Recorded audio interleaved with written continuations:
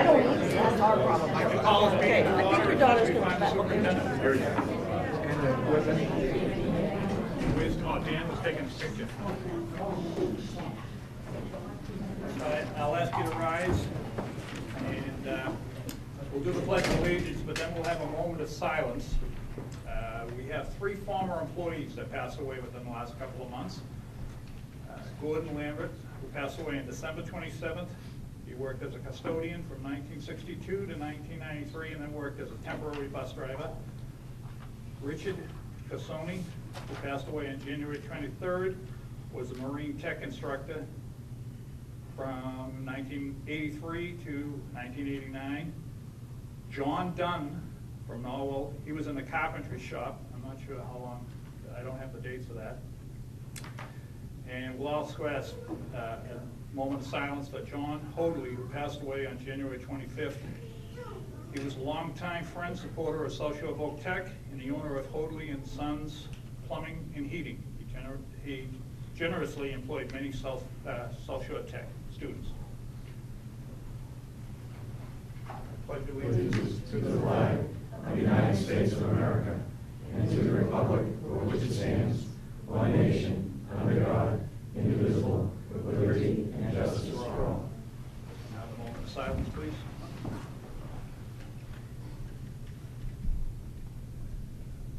Thank you. Okay.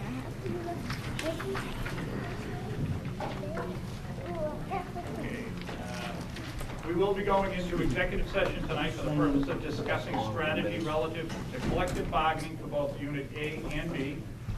No other votes will be taken following the committee's return from executive session, except for a vote to adjourn. And with the committee's permission, I'd like to move the item 7B, health insurance law, to just before 6, the report, so that's right after the Student Advisory Council.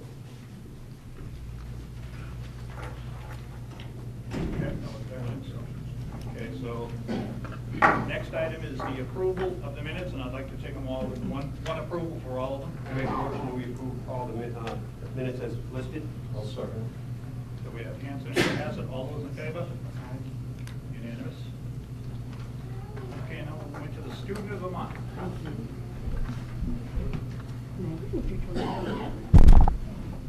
Excuse us, Mr. Silverger. Excuse the backs. Yeah, we have to. Good evening, everyone. I'd like to introduce Megan Connors. Megan is a junior in our Allied Health program and from the town of Whitman. Megan Connors has been nominated for Student of the Month by the staff of South Shore Vocational Technical High School. She is a mature, responsible, self-motivated young woman. She is dedicated and genuinely committed to her academic and vocational endeavors.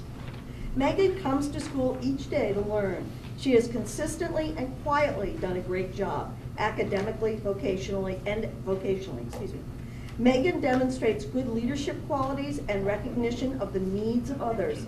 She is comfortable sharing her opinion and is also willing to listen to the ideas of others. In her vocational area of allied health, she unselfishly volunteers to assist patients, her peers, and staff. She is a kind, respectful person who is a role model to all of us. We're all very proud of Megan Connors, and we are very happy that she chose to be a student at South Shore Vocational Technical High School. Congratulations.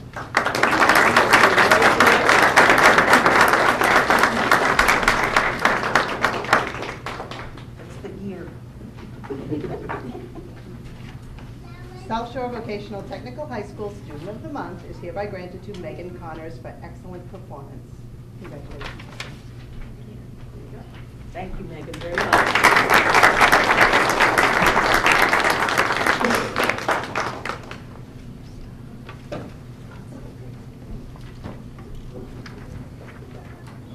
Okay, so now we have the Student Advisory Council. Good evening, everyone.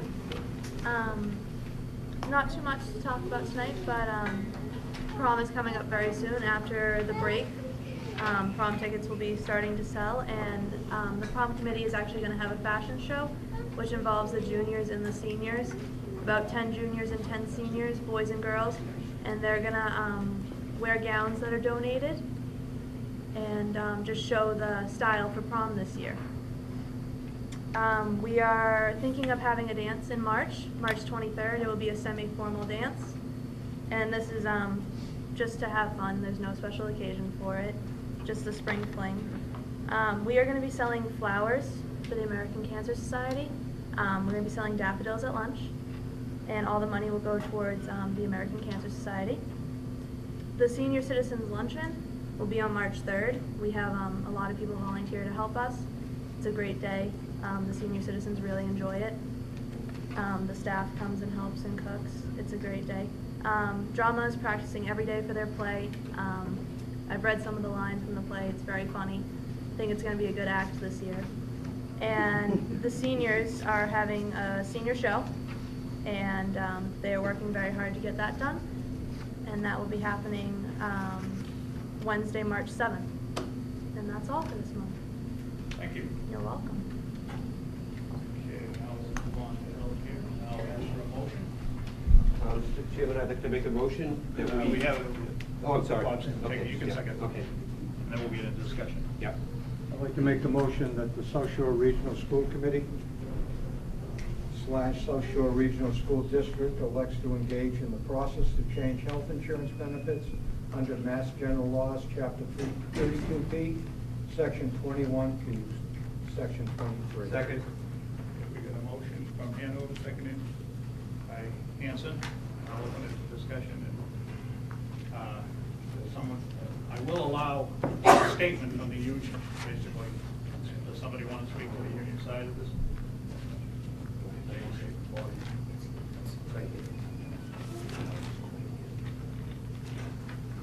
We actually were hopeful to hear discussion from the school committee in regards to this law. We have been pursuing it and looking at the, what we simply call the GIC option for health insurance.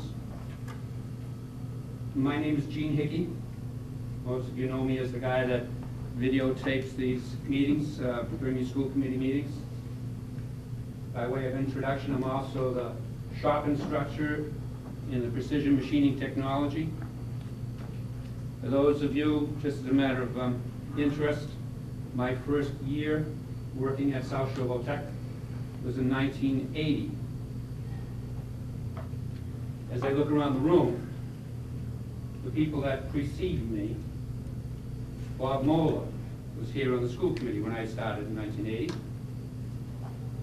Bob Kelly started in March of that year. Pam Titus started the same year I did. Bob, I might add, is much older than I am. Pam, I suspect, left directly from high school into teaching.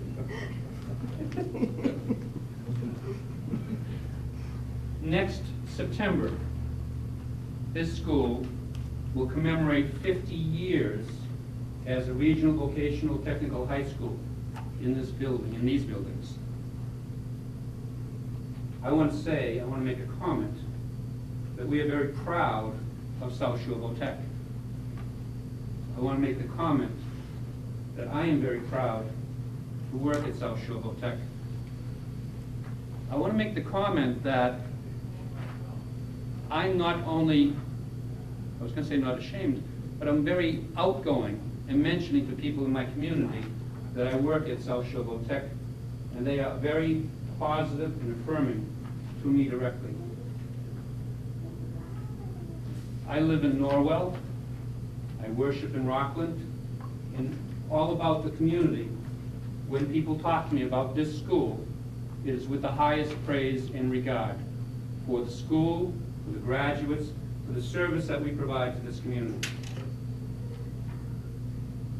On a weekly basis, and I think that other members of the staff will affirm this, on a weekly basis, if I step into any business or even just out and about in the marketplace, former graduates hail, say hello, remember me.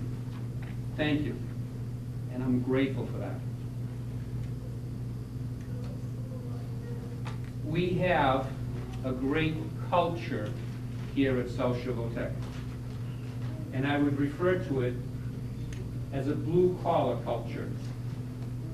And I mean that in the highest regard.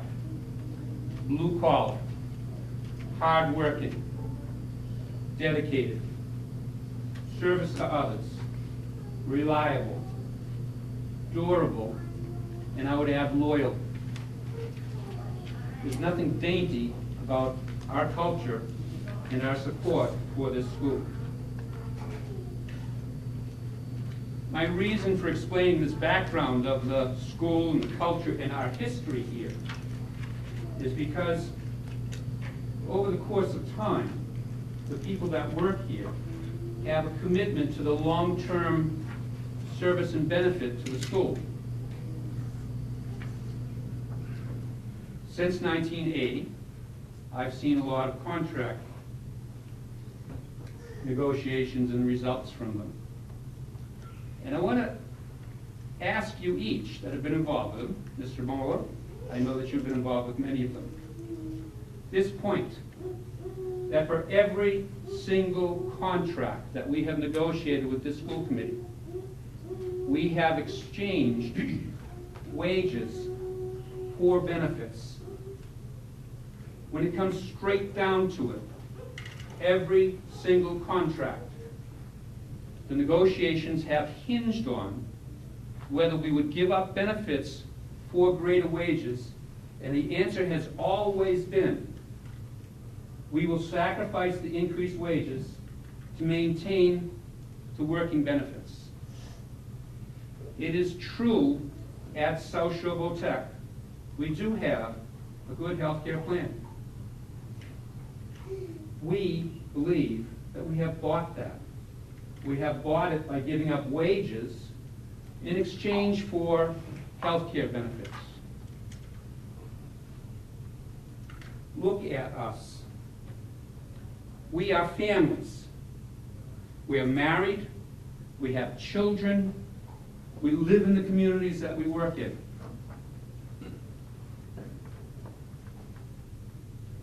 Many of us forego other opportunities to remain as teachers. We certainly do that in part for the benefit of being a teacher, for those family times that we can have.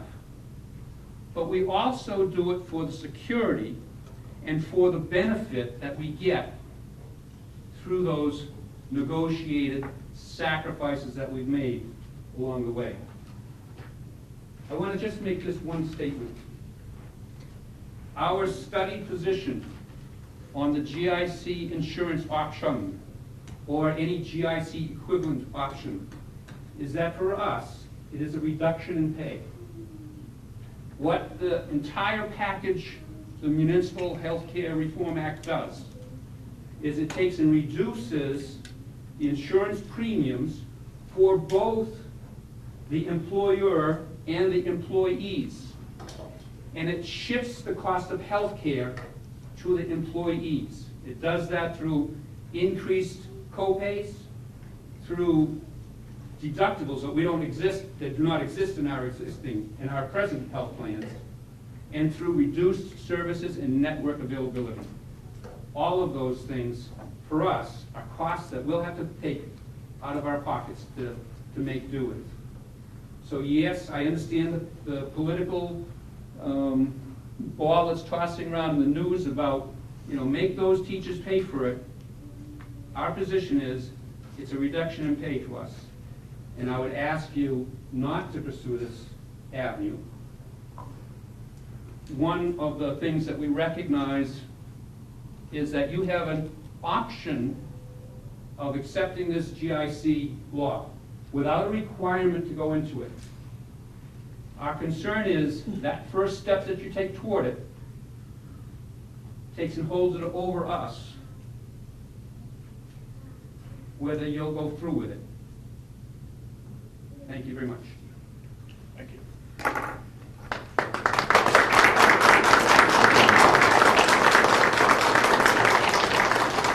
Basically, all I want to say is this is not guaranteeing we're going to go into GIC. This is just acceptance of the law. That's it. Doesn't mean we're going to GIC or anything else, but just acceptance of the law that allows us to look at GIC. Any other discussion? Bob? I'm just going to try to answer some of Gene's comments that he made. There was quite a few contracts that, yes, the teachers did give a little on the wage to go on to the school committee. But in my tenure, most of the gives to the unions have been from the school committee to the union.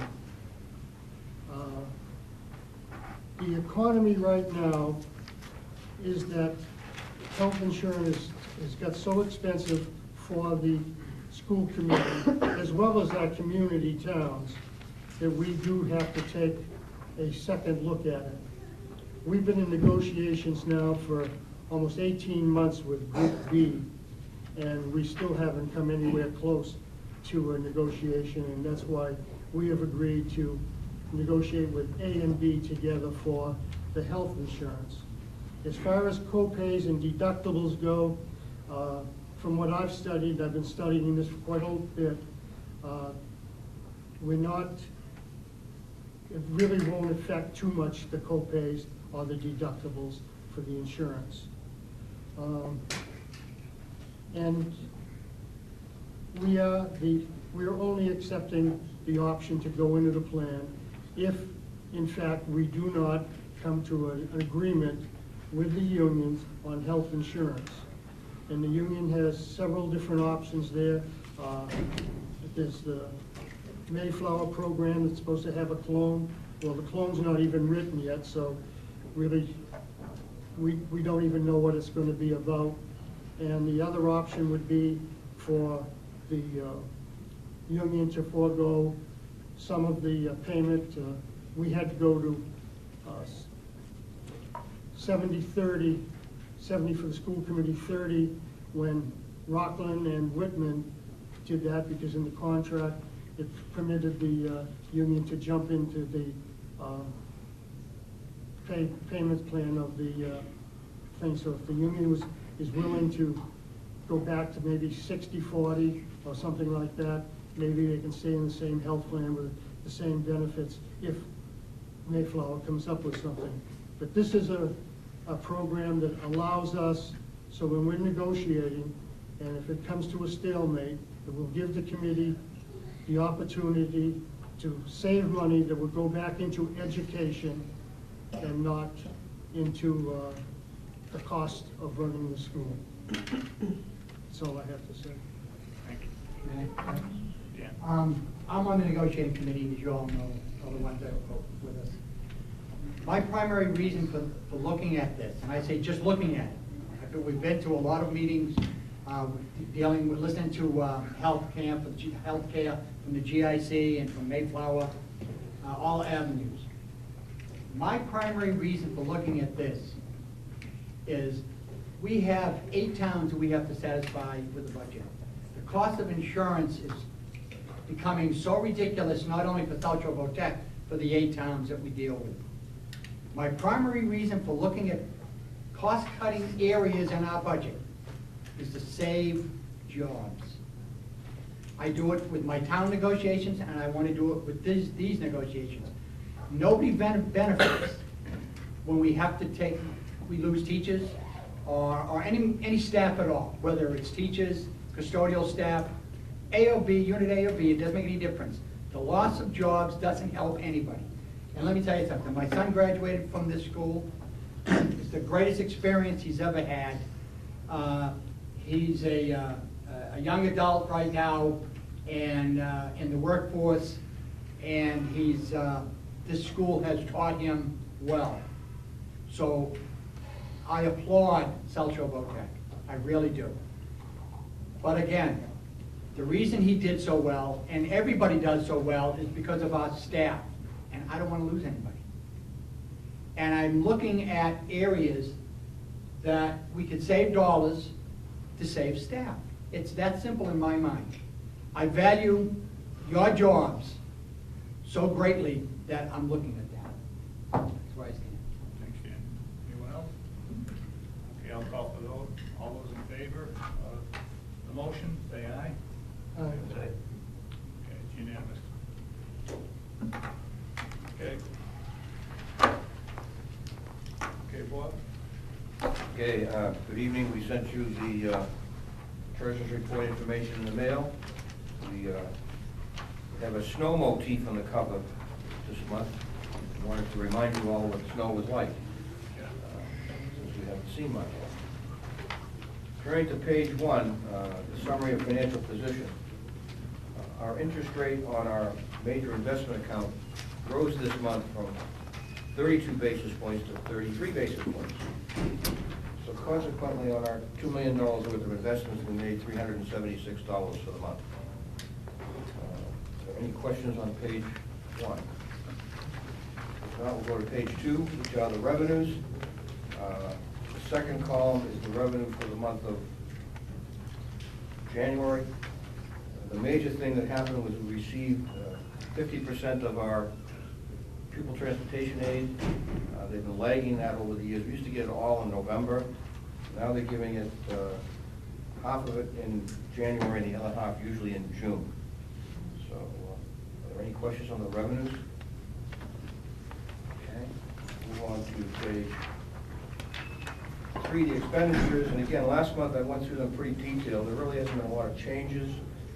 Item number 2, we know about workers' comp being negative. Item number 3, unemployment payments. I currently have someone that was reactivated, and I may have another claim coming through, which probably, if that happens, we will not have enough money in that line item, and later on in the year, we're going to have to transfer something. Item 8, utilities. Even though we've had a mild winter, we're only about 8% below what we were last year as far as expenditures go, simply because of the price. We have burned very few gallons of oil, mainly gas. As you know, we can switch from gas to oil. So we haven't been caught up in that oil thing too much. But we have saved 8%, but you would expect it to have been more significant with the warm weather. Item 12, legal and audit. We have $10,000 left, or $11,000 approximately left in this category for the rest of the year. And the bill that we got for December was approximately $17,000. So we will have overspent that item next month, and I'll be looking for a budget transfer. Item 14, payroll taxes. Again, I'm estimating we're going to be short about $3,000 there. Item 15, our health insurance, which is a little over $1 million on our $10 million budget. Looks like we're going to be right on as far as not overexpending it, which is unique. In other years, we've usually missed it, but the rate increase this year was not as high as I thought. Pupil transportation, item 16. It's a real tight call there. I think we're going to run out of money simply because of the cost of the diesel fuel. It's much higher than we had anticipated, and we are also running an additional run because the children are driving their cars here. So we're picking up more kids on the buses. Item 23, books and instructional supplies. At this point, we have spent 72% of the budget, which is good. It's a little ahead of last year, so hopefully we won't have a flurry of activity in May or June. Item 25, shop supplies. We've only spent 59% of the budget at this point, and we're more than 50% through the year. The last item, 34, capital outlay. We have ordered the new van for carpentry. That's the $31,600 in encumbered, and so the capital budget will be expended with a remaining amount of $3,500. Is there any question on any item I didn't touch on page 3? Okay.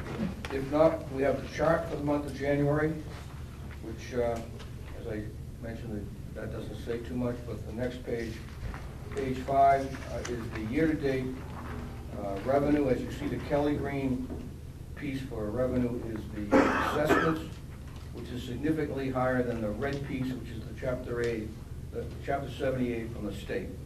I think that's important to note that the towns support us more than the state does, and we are very thankful for that.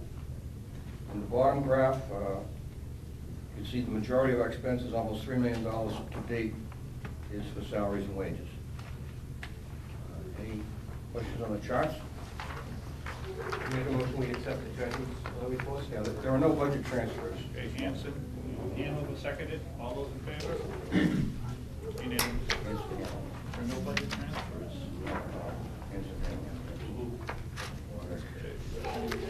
Adjustment update for Yeah, all right. Okay, great. Okay, I put in the package what we sent out to the communities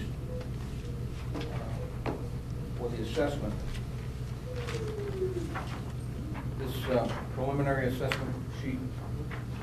Again, I just want to remind you all that this is our preliminary estimate based upon the governor's budget for what we're going to receive. And I did not send out the second page, which I wanted to briefly go through, which are the pieces of the assessment.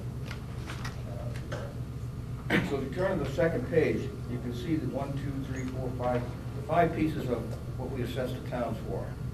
And we're assessing them this year $6.5 million approximately, and 5.1 of that is determined to be the minimum contribution by the state. So that, as you can see, a majority of what they send us, they're required to send us. And we have no control over that column. So that's the first column. The second column is what I refer to as above the minimum contribution.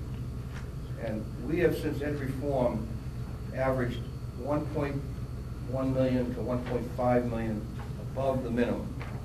And what it means, and I've always argued this, is that the formulas that calculate the minimum contribution do not correctly weigh what we do as a vocational school. They're more aligned to a academic high school. So because of that, the minimum isn't the minimum. The minimum is just really the bare necessity. So we have to charge a little bit more, and we always have. Now that column, what I want to talk about, is based upon the October 1 count of 2011, the most recent count we have. Now what's interesting is that count is children that are here today. But this assessment is for next year. So it always lags. We lag 1 year simply because that's what's available is this year's current head count. So if there's a dramatic push, you may not see it for get an extra year off. But so that's how that's apportioned. The operating costs represent our pupil transportation costs minus any state aid and any cost to run the cafeteria that is in the budget. And that column is also apportioned based upon the October 1 count of 11. The debt service cost this year has 2 components. I gave you another piece of paper to show you. I tried to have the new debt come on when the old debt rolled off. Well, we missed it by 1 year. In 12-13, we will have the final payment on this building and the first payment on the roof and roof and windows that we did over the summer. So as you can see, that secondary sheet shows you the pieces that go to your town for each debt service. And the first column, the old debt service, 2013-14 will go away. Is that a fixed number every year? No, it's the last, it's gone, it's like a mortgage, it's the last payment, yeah. So it's less. The other thing is the old debt was a 20-year note, the new debt is a 10-year note. So we're paying it off twice as fast. Now, the old debt service was based upon the 3-year student count the year before we authorized the debt, which probably was about 1991. The same thing is true with the new debt. Now, we authorized the debt last year, so that means the total of your 9, 8, and 7 students, and what percentage that is of the whole, is what you get charged for the debt service. And that doesn't change during the entire life of the debt service. So it's sort of fair because it apportions the percentage over a 3-year period, 3 years prior to you authorizing the debt, and it doesn't change for the life of the bond. I don't know if anybody has any questions on that debt service page. But that ties to the 1 column, the 4th column on the preliminary assessment page. And the last piece are the capital costs, and that is assessed to the towns based upon the three-year student count prior to the most recent one. So, the most recent one is October 111, capital costs of 1098. You sum up the 1098 pupil counts of each town, sum up the entire district, and whatever percent that is what your capital cost is. And that rolls every year. It drops a year off and adds a year on. But again, it's a 3-year rolling average, so I think it's a fair thing that you don't get whacked. The pupil count goes up and down. I mean, that's a brief recap of how we calculate the assessment. And I just wanted to go through that in case you had any questions from anybody, since the stuff is out there. And as we go visit selectmen and finance committee, we will bring these pieces of paper with us and explain them to them. Any I have some questions? comments. I have some comments. Bob, I've been in contact with Jack and Tom about numbers and how we can approach. When we sent the preliminary assessment to the town, adding the operating budget and the new window roof project, there was sticker shock, right? We got 8 towns we have to deal with. So I said, well, what we need to do is go apples with apples and oranges with oranges and say, okay, the old budget assessment, the new budget assessment should contain the same information that the old budget assessment covered, which included the old project. That puts apples to apples. And then the difference with the new window roof project that town meeting approved, what, 2 years ago, last year, right? Shown separately, because I believe that at our town meeting, they thought that they were gonna be voting on approximately a $31,000 assessment on a yearly basis, but since the project came in less, it's less money. So basically, that's a good thing. Right. So I asked Tom, and I put some numbers together, I emailed it to Tom, as far as trying to put something like last year's assessment, this year's assessment, minus the capital cost, and I consider capital cost the new window and roof project. You consider capital costs, capital items for the school. Right, like a Right, there's the bus. difference. Right, like a Average town considers capital cost as a new building or something. Right, new construction. It makes it very simple to go to town meeting and say, for the town of Whitman, basically what our last year's assessment was, what our student count has gone down, what for now.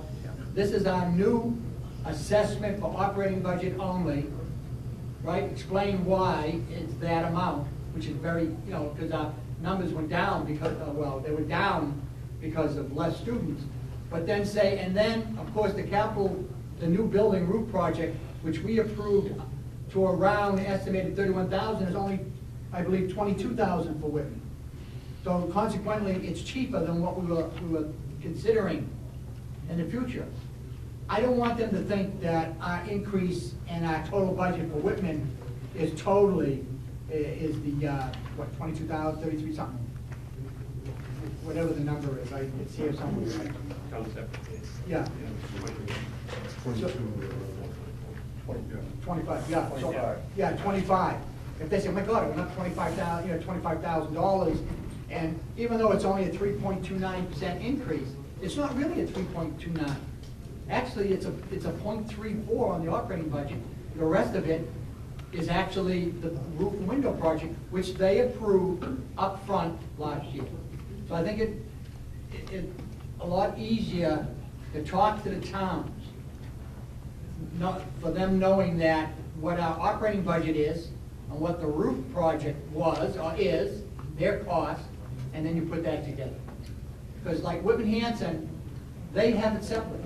In their budget, they have the assessment, and then they have a line for the capital project, for the new school, and all the other schools.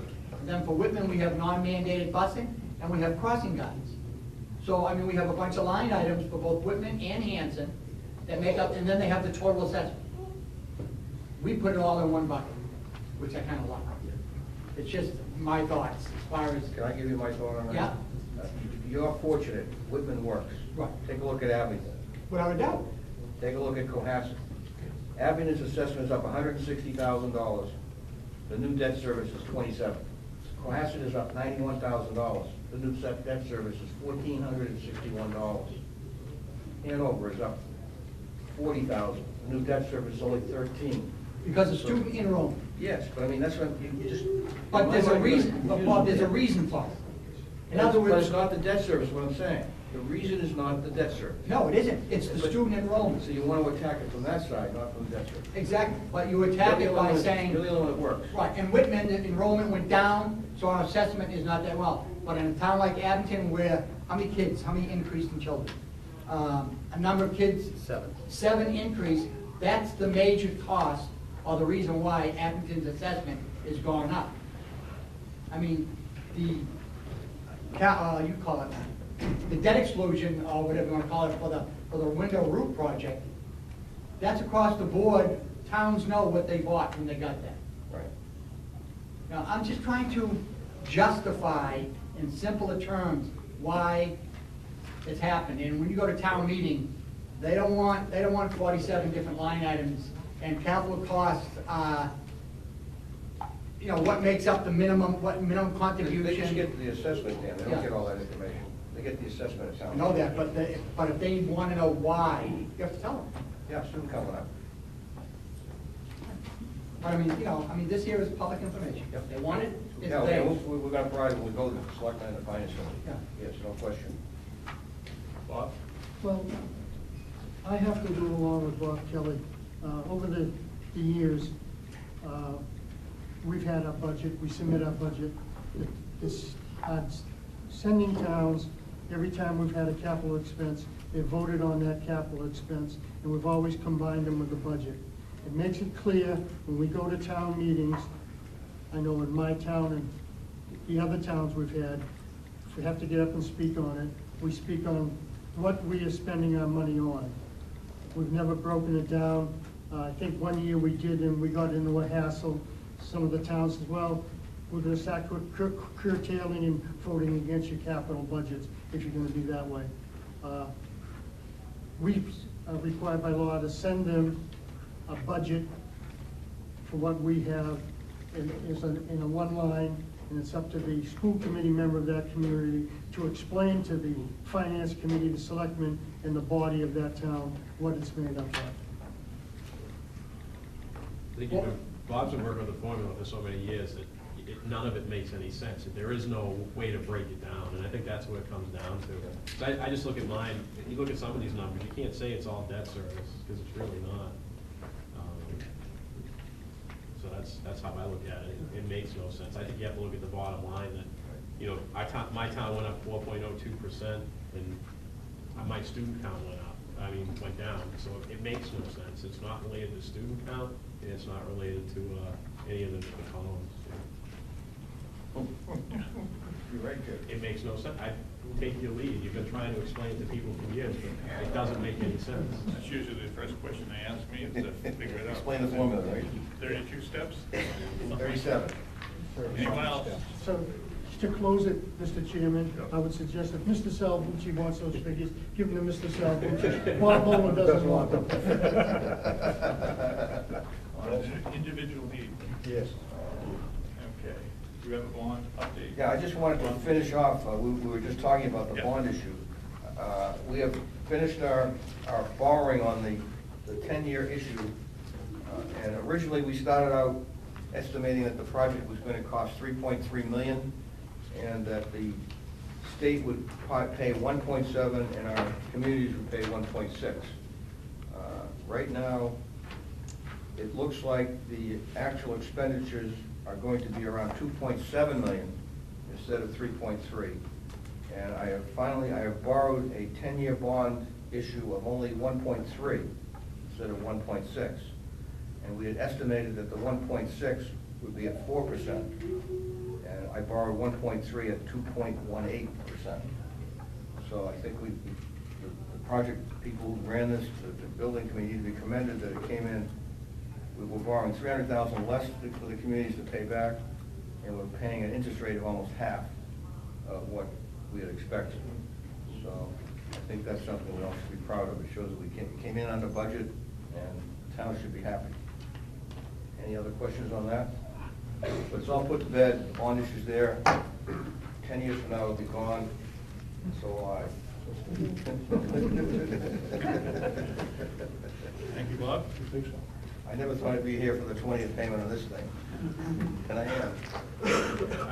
I have nothing. Are there any subcommittee reports? No? Okay, then we'll move on to Dr. Hicks, superintendent report. Thank you, Mr. Chairman. Let me start off by turning it over to Mrs. Dutch and the administrators for an update. Good evening, everyone. Just a couple of brief updates. I recently attended a conference on the new Massachusetts Educator Evaluation Framework. Part of that workshop was suggested implementation steps for the district regarding adopting, adapting, or revising the model rubrics. They have many resources available to us, which we will be accessing, including model language, PowerPoints, goal development guidance, and training modules. The school council is currently meeting the first Wednesday of every month, and we are working right now at updating the goals on the school improvement plan, which will be done this spring. And last but not least, the 50th Anniversary Committee, the second meeting of the committee is scheduled for tomorrow afternoon. We are currently in the process of looking for alumni, and we are working on a way for alumni to register with us. We are accepting flag donations from the towns. We currently have 3, almost 4, looking for 4 more, and we will be launching a flag design contest for our students to design a flag for South Shore Road Tech. Does anybody have any questions? No, but I'll add to you. I'm going to name the towns you need. I wasn't gonna We do need a that. flag from Abington, we need a flag from Rockland, a flag from Hanover, and a flag from Hanson. And Jenny, if you can move that flag up from next year to this year, it would be appreciated. They want to build a design for the Hall of Flags. And one person made a comment to me, if we can't get the flags, we'll get a pillowcase and just write the town's name on it and let them be embarrassed. Town flag? Is that what you're looking for? Yes. Town flag. Yes, town flag. I'll work on that. Thank you. I'll store it. Thank you, Mrs. Dutch. Yeah. Then you have to pull the town hall, take it down. Oh, I take the flags up and down and throw it to town. Oh, there you go, so. I gotta do it. Thank you, Mr. Chairman. Mrs. Dutch, thank you. I also want to thank Mrs. Dutch, members of the faculty who have been working on unpacking the teacher evaluation language and process, and that's going to continue. Last month, I sent a letter to all of the town administrators in the district, alerting them to the fact that under Chapter 150E, the town administrators or boards of selectmen need to get together in order to select what is basically referred to as a collective bargaining liaison. It's an individual who represents the respective boards of selectmen of the district. And this happens every 3 years, and has happened for a long time. Joe Norton from Situate was the longtime delegate. So I'm hosting a meeting on March 1st here at 6:30, and we have a committed delegate coming from Whitman and also from Hanover at this point. Joe O'Brien. Oh. Yeah, and Brian Bezanson is coming from Whitman. Are you gonna send a notice to the town stating the definite date and time? You sent a hold the date, and that's what I told them, but you may wanna send a memo stating that that is the date. Yeah, what I'm going to do, Dan, is I'm going to, I've asked the Attorney General's office for some assistance in terms of the posting of such a meeting, because it's not a committee meeting, it's not my meeting. So once I get that clarification, I will confirm that, and hopefully we'll have more than two people coming to that meeting.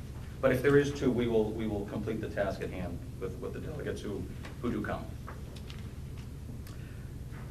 Couple of extra things to add, Mr. Chairman. In your correspondence folder, at the very back, you will find an early draft of a revised school mission and goals statement. I want to thank Sandy Ballner and the teachers that have been working on this for a while. We're at the very beginning stages of it. I'm not asking you to take any action on it. This is something that the New England Association of Schools and Colleges expects that schools will do on a periodic basis.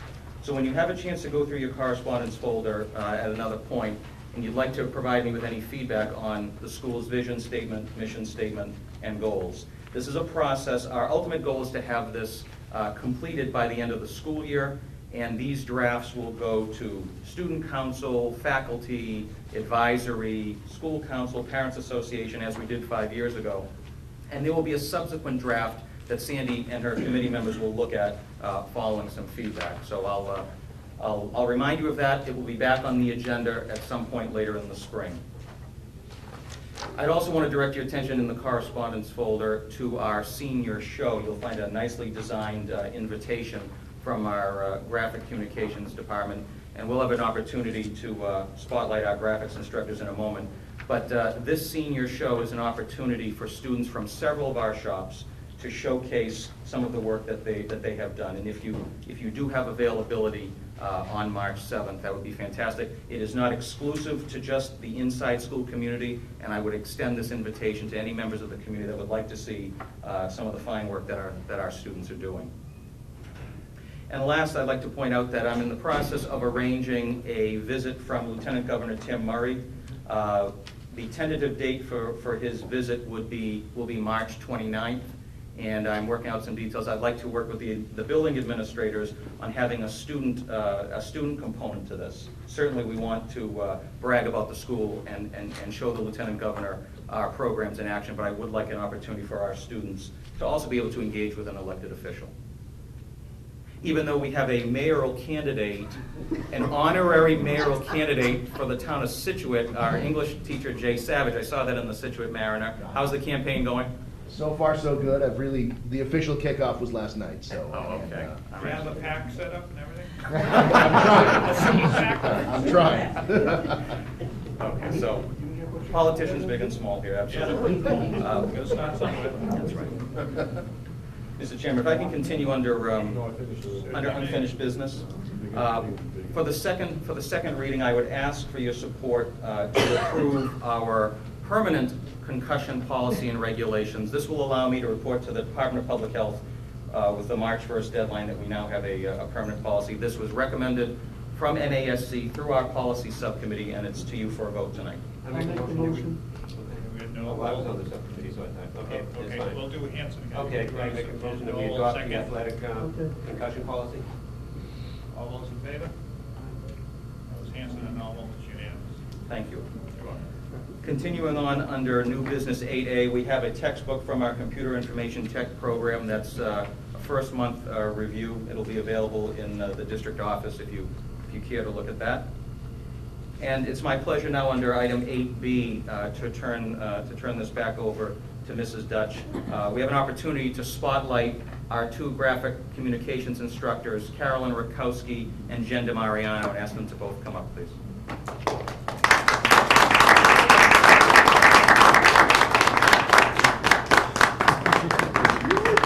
And their entourage. Thank you so much.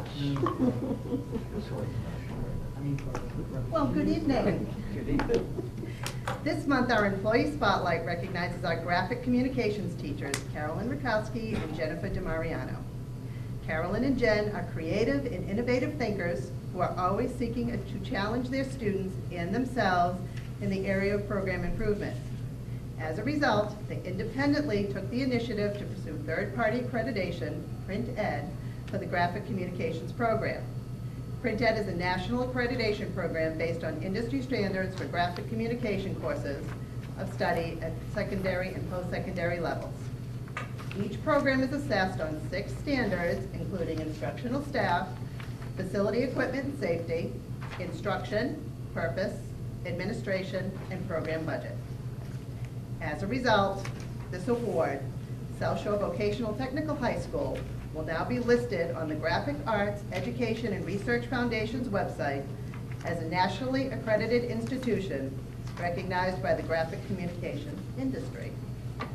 As a school community, we congratulate and thank Carolyn and Jen for their dedication to student success, their professionalism, and their willingness to take on the challenge of the accreditation process. Congratulations.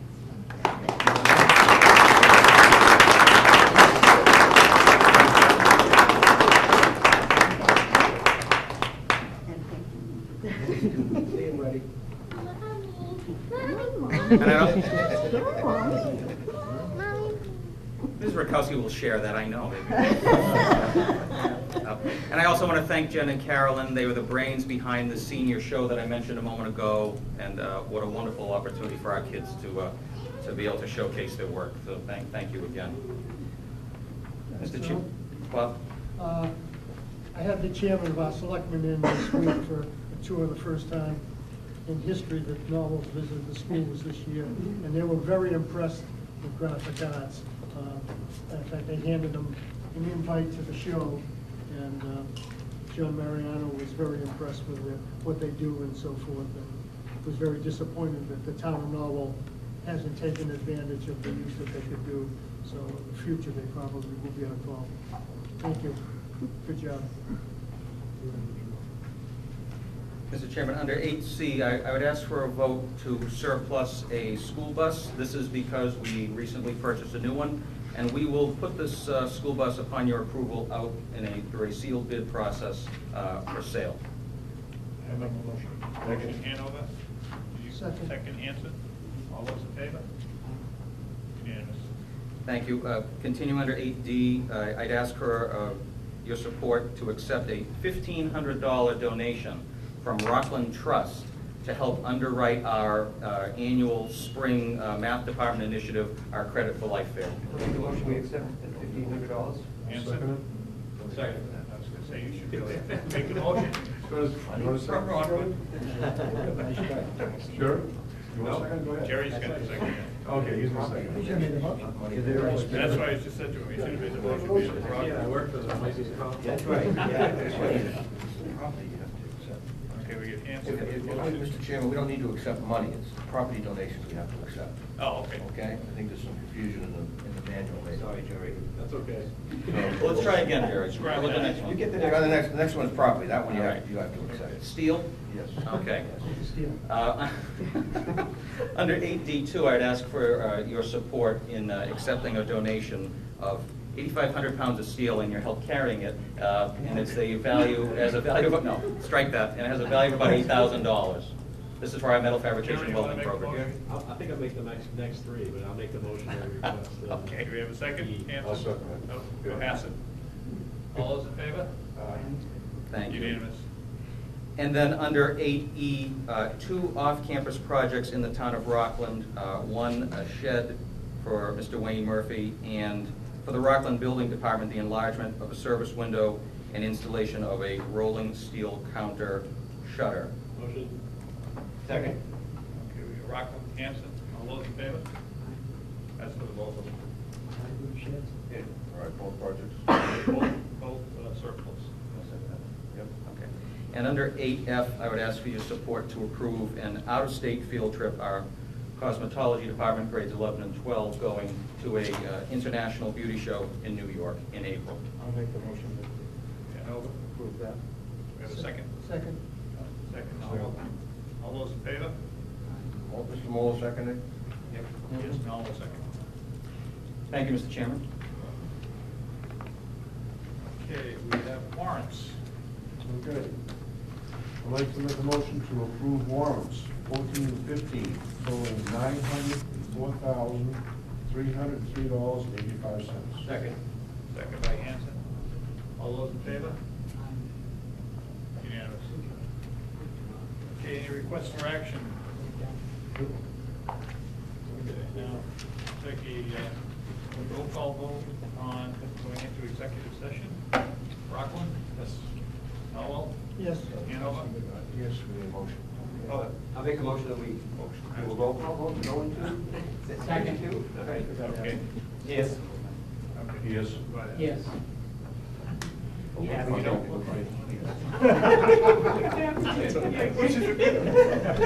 Okay, we'll start this over again. Rockland? Yes. Noel? Yes.